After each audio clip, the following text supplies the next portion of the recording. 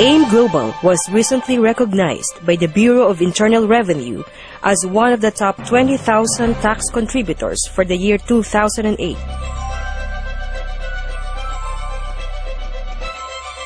Congratulations to AIM Global on its third year of anniversary here in the Philippines. I understand that AIM Global is one of the honest taxpayers of the Bureau of Internal Revenue. And with that, we hope that this honesty and sense of patriotism of AIM Global will extend to its business associates, not to mention its distributors and the other distributors down the line. So again, congratulations and more power to your company.